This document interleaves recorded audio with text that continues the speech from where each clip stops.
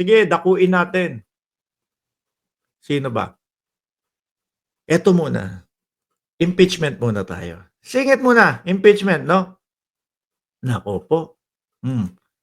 Eto, naniniwala ho ako mga kababayan, itong mga ito, no, yung mga anomalya di umano sa DepEd ay mapag-uusapan po yan sa impeachment ni Inday Sara Duterte, mga bossing, no? Ayan o. Sabi ng Inquirer, babalik tanaw lang ho tayo mga kababayan, ibinalita to December 18, pero pinaniniwalaan ko po na lahat po yan mapag-uusapan doon sa impeachment. May mga DDS, baka kayong mga DDS, baka sabihin nyo na naman, nako, yari na yan, GAA, pag pinag-usapan yung GAA. General Appropriation Act, walang pag-uusapang GAA doon sa impeachment. Ang pag-uusapan sa impeachment, ano ho? Yung bribery, naabutan ng sobre 25 hanggang 50,000 daw ho, mga kababayan. At may mga testigo doon, ha? Isa ho yun. Kailangan malusutan ni Inday Sara Duterte, mga bossing. Sa DepEd yun, di ba? Eto, makakadagdag itong mga ito. DepEd budget exposed billions in unspent funds. Makakadagdag yung mga yan. Di po ba, mga kababayan? Ano pa? Wait lang. Meron dito eh. Nakita ko lang eh. Yan. Yung sa confidential funds, ayan, napakadaming resibo nilang sinubmit. Di ba mga kababayan? Napakadami nilang resibong isinubmit na wala pong birth certificate, wala pong death certificate, wala pong kahit sinumar. Wala din pong pagpapaliwanag o hiwalay na pagpapaliwanag kung sino tong si mga Poncio Pilato na ito. Nakagaya ho nila Mary Grace Piatos. Wala. Kahit ano, di ba? Naku yan, mabigat yan yung mga nakita o yung isinubmit sa Congress ng COA. Mabigat ho yan. Bakit to, mga kababayan?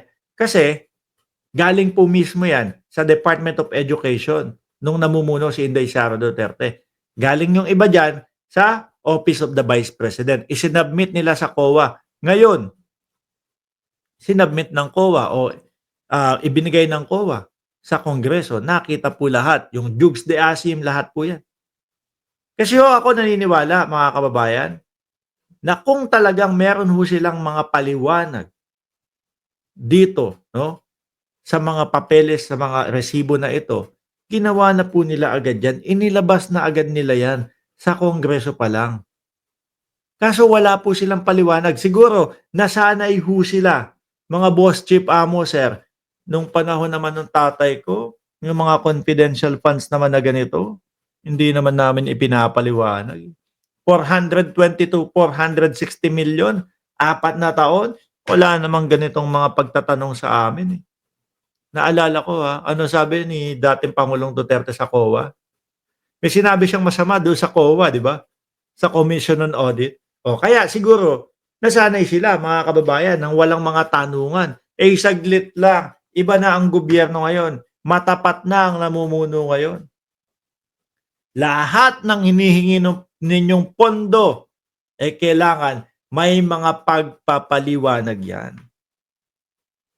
Di ba? Kailangan tutugma doon sa hiningin yung pondo at doon sa ginastos nyo at kung saan nyo ginastos yan.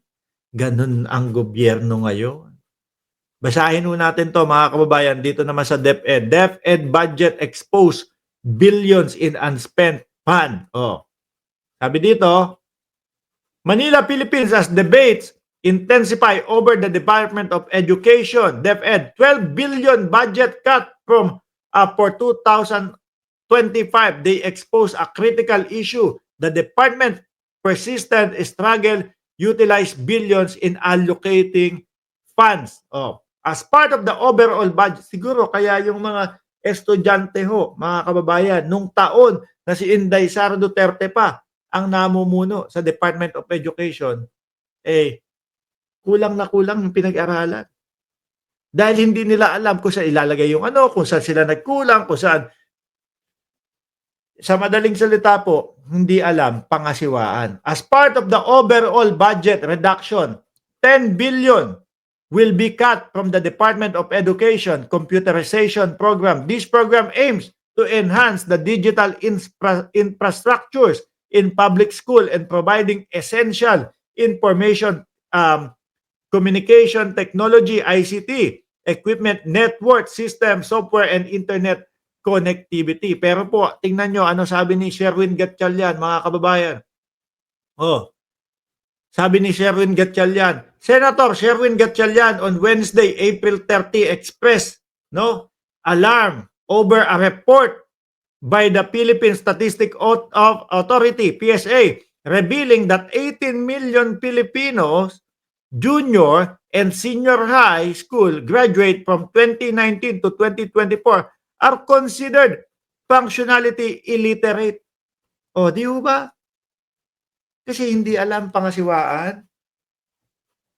If you look at 2024 figure, there are 18 million students who the PSA detected are senior high school graduates and junior high school graduates but are not functionally literate. Oh, kulang sa kalaman. Meaning, they graduated from our basic education system but they cannot read, they cannot understand, and comprehend a simple story. Naku, napunta sa lahat ng mga DDS.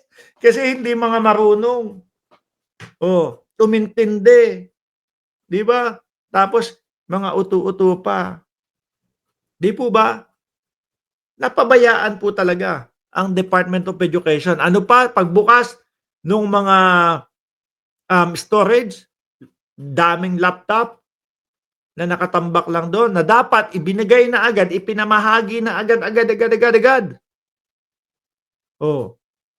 Eh siguro nung nadala na, eh siguro okay na, bahala na kayo diyan.